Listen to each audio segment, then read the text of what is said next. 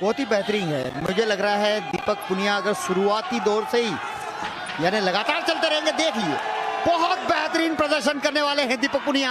ये झटका दिखाता है दीपक पुनिया का पहला ही झटका, जिसमें गदड़ से लंबे पड़ गए, लेकिन उतनी ही चपलता से पाकिस्तान के पहलवान खड़े भी हो गए। तो ये फिटनेस दिखाती है दोनों ही पहलवानों की कि किस लेवल की ये कुश्ती हो रही है। भारत और पाकिस्तान का फाइनल है। स्टेडियम में समर्थन पूरी तरह से दीपक पुनिया के साथ है।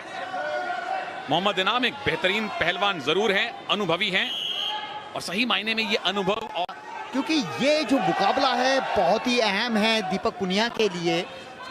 एक तरफ अनुभव है तो दूसरी तरफ युवा है, ये कह सकते हैं हम। और लगातार प्रयास करते रहेंगे दीपक पुनिया तो पाकिस्तानी पहलवान को छकाने में कामयाब होंगे, ऐसा इसीलिए मैंने ये बात स्टूडियो में नहीं कही, क्योंकि पाकिस्तानी पहलवान के पास ना पहुंच जाए। बिल्कुल कुछ अस्त्र शस्त्र है छुपा के रखने पड़ते हैं। कृपा जी ने बिल्कुल सही टाइम पे वो अस्त्र निकाला है। अभी तक किसी को पॉइंट नहीं। दीपक क्या पहला पॉइंट, क्या ये टेक डाउन सही माना जाएगा? इनाम पैसिव डिक्लेयर किए गए थे, थम्स अप मिला है भारत को, पहला पॉइंट मिला है भारत को।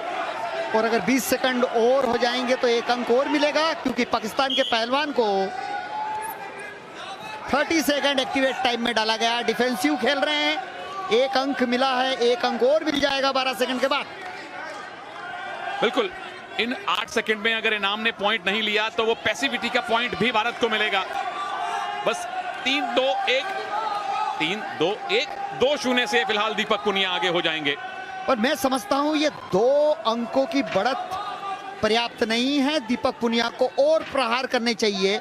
शुरुआती 3 मिनट में ही अंक इतने बटोर ले कि आगे के जो 3 मिनट हैं उसमें भी पाकिस्तानी पहलवान के होश उड़ा देने चाहिए, क्योंकि स्टेमिना कम है। बिल्कुल स्टेमिना दीपक में ज्यादा है, क्योंकि ज्यादा युवा हैं। मेडल मोहम्मद इनाम के पास ज्यादा हैं, लेकिन यहां से संभवतः दीपक के अब मेडल, गोल्ड मेडल की संख्या बढ़नी शुरू होगी। देखिए विनोद कुमार ओलंपियन कोच है और कह रहे हैं अभी भी संतुष्टि नहीं है, कह रहे हैं चलाता जा, यानी खींच धक्का, यानी परेशान रख, जिससे कि वो स्टेमिना लूज हो, पकड़ने का प्रयास हो। और कहीं ना कहीं वो देखिए लगातार वही कुश्ती लड़े जिसका हमने बात करी है तनेजा। ओहो, ये मूव किसके पक्ष में जाने वाला है? टाइम निकल चुका है, उठना पड़ेगा दोनों पहलवानों को। करीबी मुकाबला, लो स्कोरिंग फाइनल, लेकिन दीपक पुनिया ने एक करके 2 अंक बटोरे और 2-0 से आगे हैं, अपने से कहीं अनुभवी इनाम के सामने। मोहम्मद इनाम बट पाकिस्तानी पहलवान बहुत अच्छी टांग लगाई थी, लेकिन उतना ही खूबसूरती से उसकी काट की है। और ये देखिए रेड जोन से बाहर गया। यहाँ निश्चित रूप से 2 अंक मिलने चाहिए थे, लेकिन भारतीय कोच ने भी चैलेंज नहीं किया। शायद इसलिए नहीं किया कि कुश्ती के शुरुआती दौर में ये हो गया चैलेंज लॉस ना हो, तो कहीं ना कहीं ऐसी स्थिति में चैलेंज नहीं भी करते हैं। बिल्कुल 2 पॉइंट की लीड घट के 1 की भी रह सकती थी अगर चैलेंज का फैसला दीपक के विरोध में आता तो। चलिए, भारत के फिलहाल गोल्ड मेडल हैं 8, यहां जीते तो 9 गोल्ड मेडल हो जाएंगे। स्कॉटलैंड को चुनौती देना, स्कॉटलैंड को पीछे छोड़ देगा भारत मेडल्स टैली में अगर दीपक ये गोल्ड लाते हैं तो।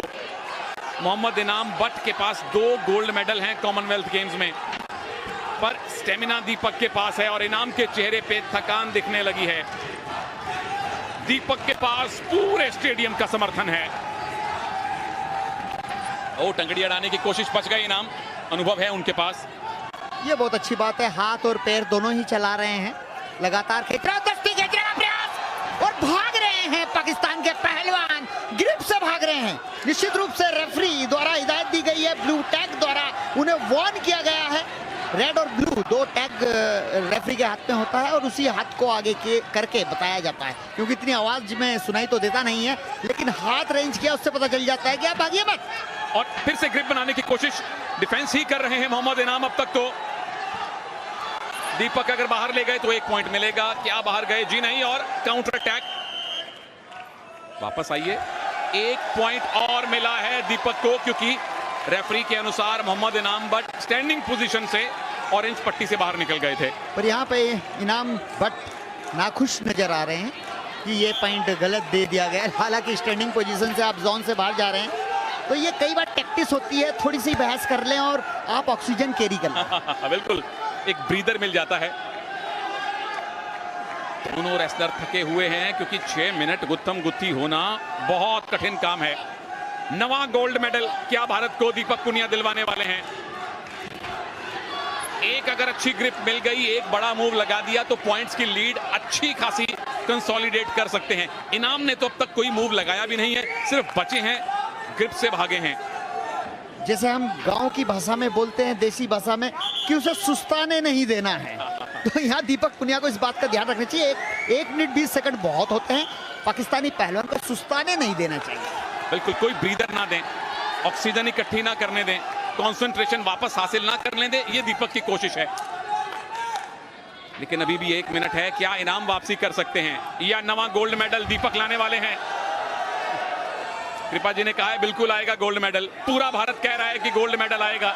तीसरा गोल्ड मेडल रेसलिंग में क्या दीपक इस 1 मिनट के बाद भारत को देंगे? और ये साफ नजर आ रहा है वो सुस्ताने नहीं दे रहे हैं। और तो आप देख रहे हैं कि किस तरह से सांस लेना भी मुश्किल हो रहा है। और दीपक पुनिया कोच ने जो कही है बात, उसका पालन कर रहे हैं, लगातार खींच रहे हैं, ढका रहे हैं।